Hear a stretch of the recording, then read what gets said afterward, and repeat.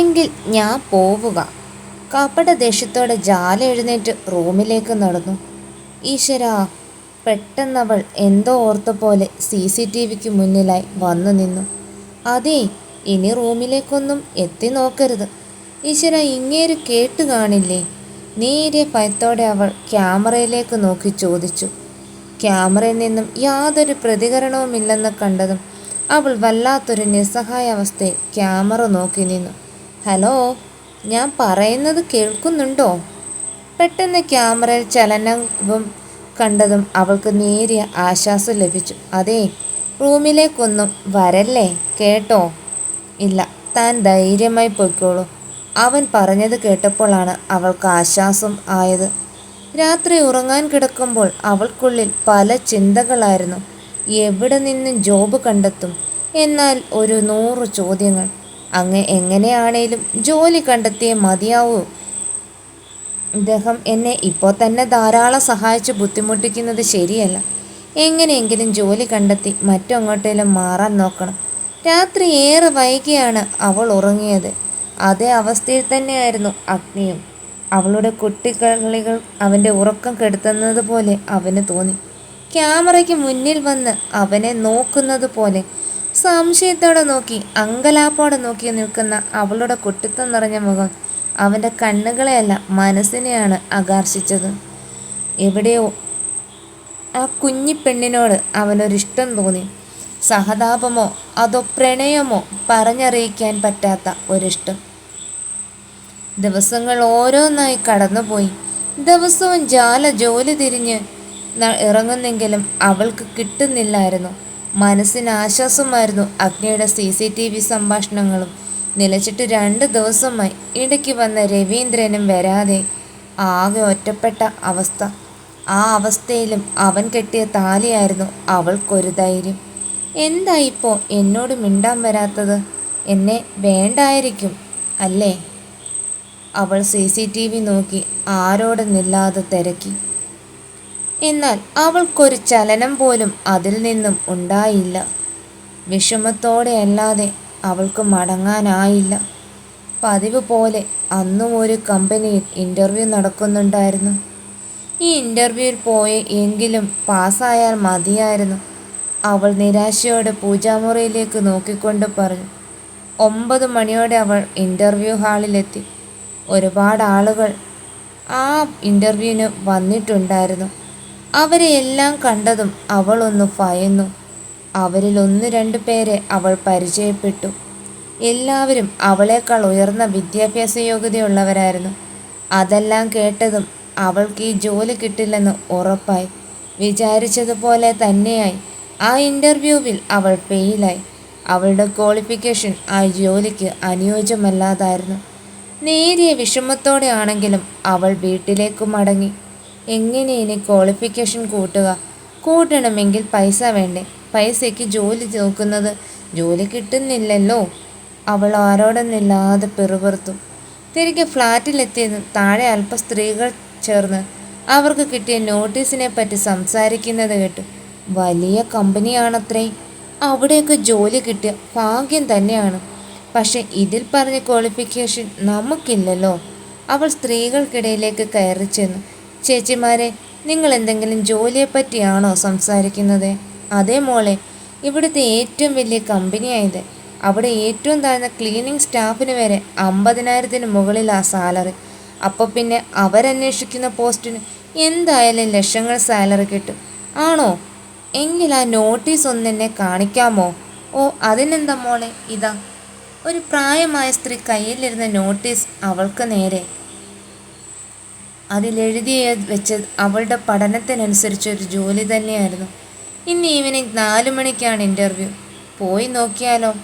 അവരുടെ മനസ്സിൽ ഒരു പ്രതീക്ഷയുടെ തിരി തെളിഞ്ഞു. ഇതും കൂടി നോക്കാം, അവസാനത്തെ. ഇനി വേണ്ട, അവൾ മനസ്സിനെ പറഞ്ഞു പാകപ്പെടുത്തി. അന്ന് വൈകുന്നേരം ആവാൻ അവൾ കാത്തിരുന്നു. ഏകദേശം 3 മണിയോടെ അവൾ ഫ്ലാറ്റിൽ നിന്നും ഇറങ്ങി. 3/4 മണിക്കൂർ യാത്രയുണ്ട് ആ കമ്പനിയിലേക്ക്. അവൾ ആ ബസ്സിലാണ് അങ്ങോട്ടേക്ക് പോയത്. ചാടിപ്പിടിച്ച് ഓഫീസിലെത്തി അവൾ ഇൻ്റർവ്യൂ ഹാൾ എവിടെയാണെന്നൊന്ന് അന്വേഷിച്ചു. അതിൽ പറഞ്ഞ സഹിതം അവൾ ഇൻ്റർവ്യൂ നടക്കുന്നിടത്തേക്ക് നടന്നു.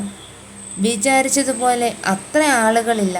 എല്ലാവരും വലിയ ടെൻഷനാണെന്ന് കണ്ടാൽ തന്നെ മനസ്സിലാകും. അവരുടെ എല്ലാം മുഖഭാവം കണ്ടതും ജാല സംഭരിച്ച ധൈര്യമെല്ലാം ചോർന്നൊലിച്ചു. ഇൻ്റർവ്യൂ കഴിഞ്ഞ ഒരു ലേഡി പുറത്തേക്ക് വന്നു. പുറത്തുള്ളവരെല്ലാം ആ ലേഡിയെ പൊതിഞ്ഞുകൊണ്ട് കാര്യം തിരക്കി. കിട്ടുമെന്ന് യാതൊരു പ്രതീക്ഷയും വേണ്ട. അതിനുള്ളിലിരിക്കുന്നതേ ഒരു ചെകുത്താന. ഇങ്ങനെയുണ്ടോ ആളുകൾ? ആ പെണ്ണ് പറഞ്ഞത് കേട്ടതും എല്ലാവരും ഒന്നുകൂടെ ഭയന്നു. അല്ലെങ്കിലും ഈ കമ്പനിയുടെ ഓണർ അത്ര നല്ല പുള്ളി ഒന്നുമല്ല, ജഗജില്ലാടിയാണ്. ഓരോരുത്തരായി ഇൻ്റർവ്യൂ കഴിഞ്ഞിറങ്ങി. അടുത്തതിനി ജാലയുടെ ഊഴമാണ്. എല്ലാവരും പറഞ്ഞത് വെച്ച് അവൾക്കും ഈ ജോലി കിട്ടുമെന്ന് യാതൊരു ഉറപ്പും ഉണ്ടായിരുന്നില്ല. ഭയത്തോടെയാണെങ്കിലും അവൾ ഇൻ്റർവ്യൂ ഹാളിലേക്ക് കാലെടുത്തു വെച്ചു. ആ വലിയ ഹാളിൽ ഒരേ ഒരു വ്യക്തി മാത്രമേ ഉണ്ടായിരുന്നുള്ളൂ. അദ്ദേഹത്തിൻ്റെ ചേർന്നു മുന്നിലായിരിക്കുന്ന ടേബിളിൽ അദ്ദേഹത്തിൻ്റെ പേര് ഗോൾഡൻ നിറത്തിൽ എഴുതി വച്ചിരിക്കുന്നത് അവൾ വായിച്ചു. കണ്ടു കഴിഞ്ഞെങ്കിൽ ഇവിടെ വന്നിരിക്കൂ. പൊടുന്നനെ അവൻ്റെ ഗാംഭീര്യമുള്ള ശബ്ദം കേട്ടതും അവൾ ഞെട്ടിയൊന്ന് പിന്നോട്ടേക്കാഞ്ഞു. താൻ എന്താടോ കളിക്കാൻ നിൽക്കുവാണോ? അവൻ നേരിയ കോപത്തോടെ ചോദിച്ചു. ഇല്ല സാർ, സോറി, അവൾ വിറയ്ക്കുന്ന സ്വരത്തോടെ പറഞ്ഞു. എങ്കിൽ ഇവിടെ വന്നിരിക്കാൻ നോക്ക്. അവൻ പറഞ്ഞതും അവൻ അഭിമുഖമായിട്ടിരുന്ന കസേരയിലേക്ക് അവൾ ചെന്നിരുന്നു. ജാലയല്ലേ? അതെ സാർ. തൻ്റെ CV ഞാൻ കണ്ടിരുന്നു. ഒരു PI വർക്ക് ചെയ്യുമ്പോഴുള്ള ചുമതലകളെക്കുറിച്ച് തനിക്കറിയോ? തീർച്ചയായും അറിയാം സാർ, വിറയ്ക്കുന്ന ശബ്ദത്തോടെ അവൾ പറഞ്ഞു. ഇപ്പോൾ തന്നെ വിറച്ച് കൈകാൽ കുഴയുന്ന താനാണോ എൻ്റെ PI വർക്ക് ചെയ്യാൻ പോകുന്നത്? അദ്ദേഹം ഒരു പുച്ഛത്തോടെ അവളെ നോക്കിക്കൊണ്ട് ചോദിച്ചു. ഇതുവരെയുള്ള എൻ്റെ ഇൻ്റർവ്യൂവിലൊന്നും എനിക്ക് ഇത്തരമൊരു ബുദ്ധിമുട്ടുണ്ടായിട്ടില്ല സാർ. ഇതാദ്യമായിട്ടാണ് ഇങ്ങനെ സംഭവിക്കുന്നത്. ഇതിന് കാരണം എന്താണാവോ? അത് പിന്നെ സാർ, ഞാൻ പുറത്തു നിന്ന് സാറിനെ പറ്റി കേട്ടതാലോചിക്കുമ്പോൾ എനിക്ക് കൈയും കാലും വിറയ്ക്കും. എന്താണാവോ? അതിനും മാത്രം താൻ എന്നെപ്പറ്റി കേട്ടത്? അത് പിന്നെ പറയൂ സാർ. ഒരു കർക്കശക്കാരനായ ഒരു ബിസിനസ്മാൻ ആണെന്നും നിങ്ങൾക്ക് വല്ലാത്ത ദേഷ്യമാണെന്നും എല്ലാം കേട്ടപ്പോൾ, ഓഹോ, അപ്പോൾ എന്നെപ്പറ്റി ഇതാണോ പുറത്തെ ജനങ്ങൾക്കിടയിലെ സംസാരം? ഞാനൊന്നും പറഞ്ഞിട്ടില്ല, അവൾ വിറയാർന്ന സ്വരത്തോടെ പറഞ്ഞു. ശരി, ഇയാൾക്ക് ഞാൻ ജോബ് തന്നു എന്നിരിക്കട്ടെ. ഞാൻ പറയുന്ന എല്ലാ കാര്യങ്ങളും ഇയാൾ ചെയ്യുമോ? അവൻ്റെ ചോദ്യം മറ്റെന്തെങ്കിലുമൊക്കെ ആണെന്ന് കണ്ടതും അവളൊന്ന് ഭയന്നു. സാർ എന്താ ഉദ്ദേശിച്ചത്? ഞാൻ മറ്റൊന്നും ഉദ്ദേശിച്ചിട്ടില്ല. എൻ്റെ ബിസിനസ് ഷെഡ്യൂൾ മുഴുവൻ ഇയാളുടെ കയ്യിലായിരിക്കും. എന്താണെങ്കിലും എപ്പോഴെങ്കിലും ഒരു മിസ്റ്റേക്ക് സംഭവിച്ചാൽ ഇയാൾ എങ്ങനെ അത് ഹാൻഡിൽ ചെയ്യും? മിസ്റ്റേക്ക് സംഭവിച്ചാൽ ഹാൻഡിൽ ചെയ്യുന്നതിലും നല്ലത് മിസ്റ്റേക്ക് സംഭവിക്കാതെ നോക്കുന്നതല്ലേ സാർ? അവനൊന്ന് ഇരുത്തി മൂളി. ഒരു പുച്ഛം നിറഞ്ഞ ഒരു മൂളൽ ആയിരുന്നു അത്. അല്പനേരം കഴിഞ്ഞ് അവൾ പുറത്തേക്ക് ഇറങ്ങി വന്നു. അപ്പോഴേക്കും എല്ലാവരും പോയി കഴിഞ്ഞിരുന്നു. കിട്ടാൻ ഒരു ചാൻസുമില്ല, അവൾ മനസ്സിൽ ഉറപ്പിച്ചുകൊണ്ട് മുന്നോട്ടേക്ക് നടന്നു. ഈശ്വര, എൻ്റെ CV!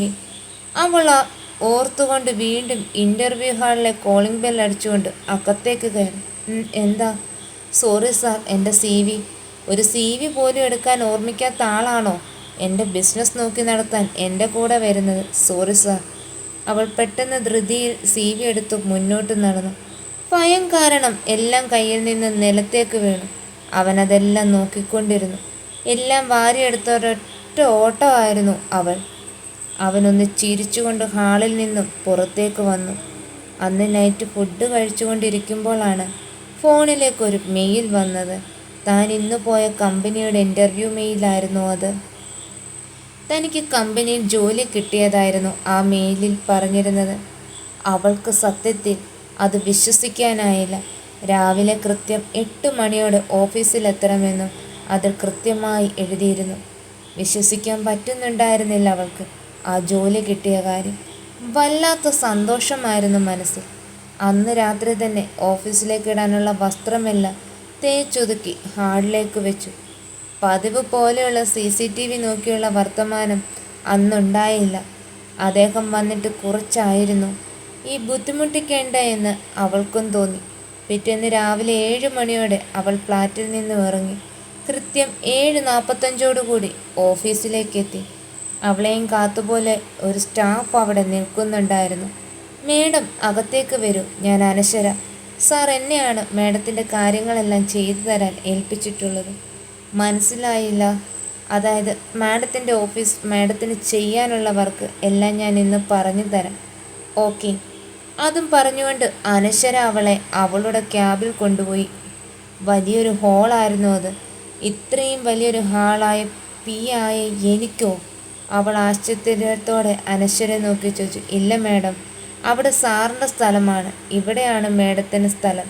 ഇന്നലെ കണ്ട അദ്ദേഹമാണോ സാർ? അതെ മേഡം, അദ്ദേഹത്തിൻ്റെ കീഴിലാണ് ഈ കമ്പനി വർക്ക് ചെയ്യുന്നത്.